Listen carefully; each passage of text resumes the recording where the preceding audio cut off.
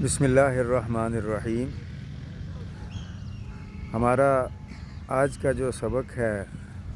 وہ سورہ مومنون اس کے بارے میں ہے کہ جو ہمارا سیکنڈ ایئر کا کورس اس میں پہلے نمبر پر جو مختلف چیزیں شامل ہیں ان میں ایک سورۃ المومنون ہے جس کا ترجمہ اور تشریح ہمارے کورس میں ہے۔ ہمارا یہ جو سورۃ مومنون ہے اس میں پہلی 11 آیات اللہ تبارک و تعالیٰ نے جو نازل کی ہیں وہ ہمارے کورس میں شامل تھیں، لیکن اب چونکہ آج کل جو شارٹ سلیبس کیا ہے اس کی وجہ سے اس کی اب پہلی 7 آیات ہمارے کورس میں شامل ہیں۔ ان آیات میں اللہ تبارک و تعالیٰ نے مومنین کا ذکر کیا ہے کہ مومنین فلاح پا گئے ہیں، مومنین کامیاب ہو گئے ہیں۔ ارشاد ہوتا ہے قد افلح المؤمنون، مومنین فلاح پا گئے ہیں۔ قد یہ جو لفظ ہے یہ فعل ماضی کے ساتھ استعمال ہوتا ہے، اور جس طرح انگلش میں ہم ہیز اور ہیو استعمال کرتے ہیں کسی چیز کے بارے میں، یعنی افلح کامیاب ہو گیا، کامیاب ہوا، یہ ماضی کا صیغہ ہے۔ لیکن جب اس کے ساتھ ہم مثلا ہم یہ کہیں کہ ہی وینٹ، وہ گیا، تو جب ہم یہ کہتے ہیں ہی ہیز گون، مطلب یہ ہے کہ وہ جا چکا ہے، یعنی یہ کام کچھ دیر پہلے یا کچھ پہلے ہو چکا ہوا ہے۔ تو جب ہم یہ کہتے ہیں قد افلح، تو یعنی مومنین کامیاب ہو چکے ہیں، یہ نہیں کہ ابھی ریسنٹلی ہوئے، یعنی کچھ یہ ان کا ہے وہ کامیاب ہو گئے ہیں۔ قرآن مجید میں کئی جگہ پر یہ قد کا لفظ استعمال ہوتا ہے، مثلا قد سمع اللہ، قد افلح، قد کان لکم فی رسول اللہ، اس طرح کی مختلف چیزیں ہیں جہاں پر قرآن مجید میں قد کا لفظ استعمال کیا جاتا ہے۔ تو یہاں پہ استعمال ہوا ہے قد افلح المؤمنون، مومنین کامیاب ہو گئے ہیں، مومنین فلاح پا چکے۔ اس کے بعد کہ مومنین کون ہیں، یعنی اس کے ساتھ جب ذکر آتا ہے تو مومنین کی پھر صفات بیان کی جاتی ہیں۔ 7 صفات یہاں پر بیان کی گئی ہیں، ان میں سب سے پہلی چیز یہ ہے قد افلح المؤمنون الذین هم فی صلاتہم خاشعون، وہ لوگ ہیں مومنین جو اپنی نمازوں میں خشوع اختیار کرتے ہیں، جو اپنی نمازوں میں اللہ تبارک و تعالیٰ سے ڈرتے ہیں۔ کیسے ڈرتے ہیں کہ رسول اللہ صلی اللہ علیہ وسلم کے فرمان کے مطابق کہ نماز جب پڑھو تو اس طرح پڑھو کہ ہم اپنی آنکھوں سے اپنے رب کو دیکھ رہے ہیں،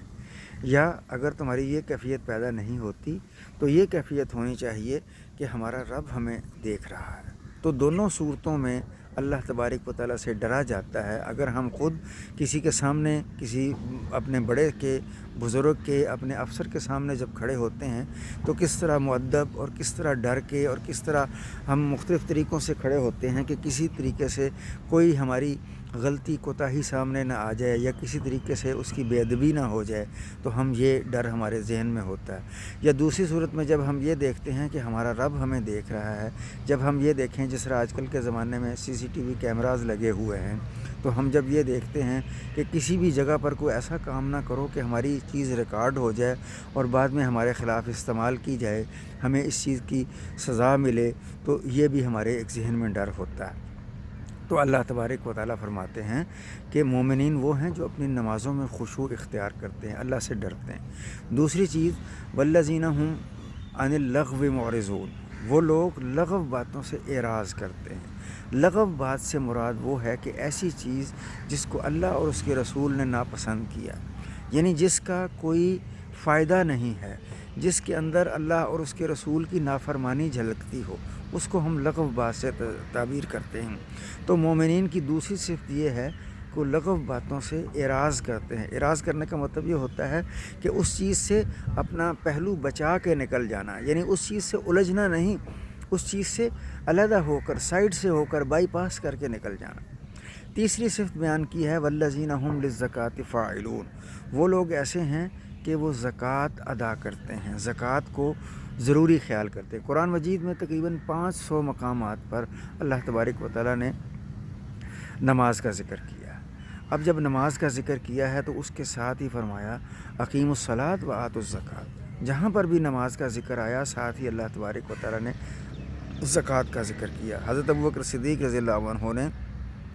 جب خلافت سنبھالی تو لوگوں نے کہا جی کہ حضور صلی اللہ علیہ وسلم کے زمانے میں تو زکوٰۃ دیتے تھے، اب اس کی کوئی ضرورت نہیں ہے، اب حضور صلی اللہ علیہ وسلم کے ساتھ ہی وہ بھی چلا گیا۔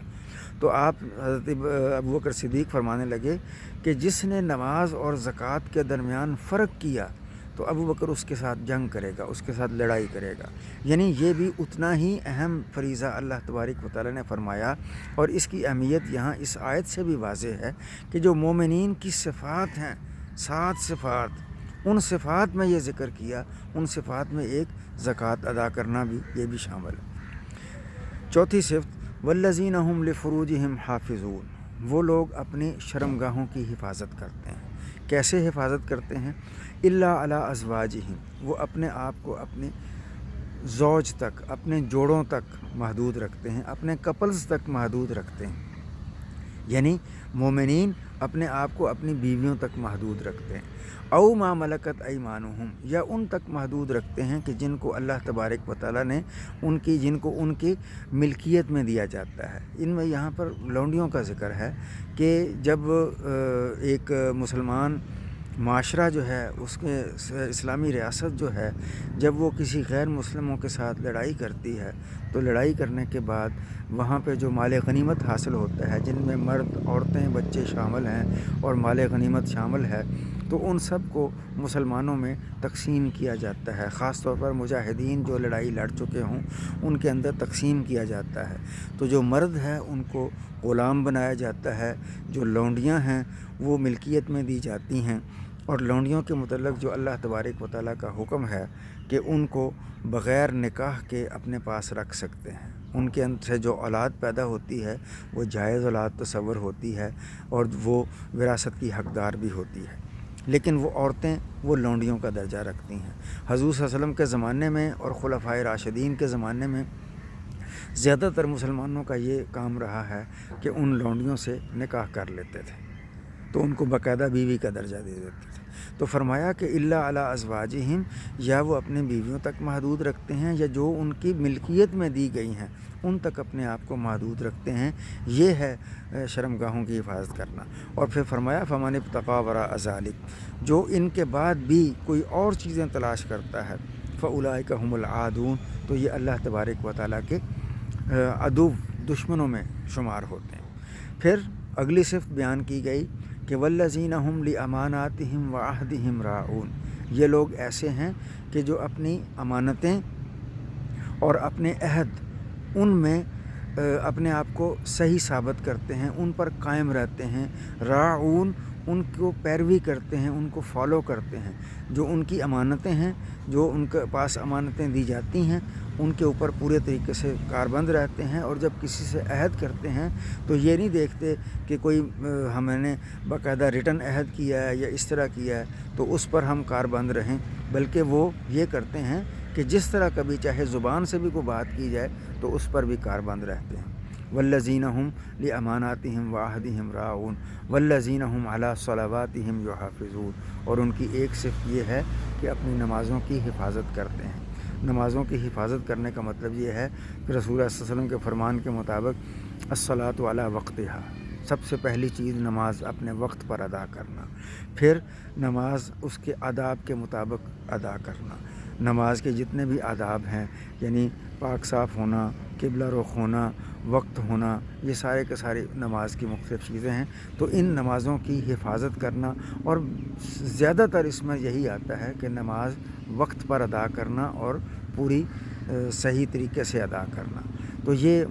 مومنین کی صفات ہیں۔ اللہ تعالیٰ نے فرمایا کہ جن کے اندر یہ صفات پائی جاتی ہیں وہ مومن ہیں، اور وہ اللہ تبارک و تعالیٰ کے جنت کے وارث ہیں، اور وہ ہمیشہ ہمیشہ کے لیے اس میں رہیں گے۔ انشاءاللہ نیکسٹ اگلے لیکچر میں ہم احادیث کے متعلق پڑھیں گے۔ وما علینا الا البلاغ المبین۔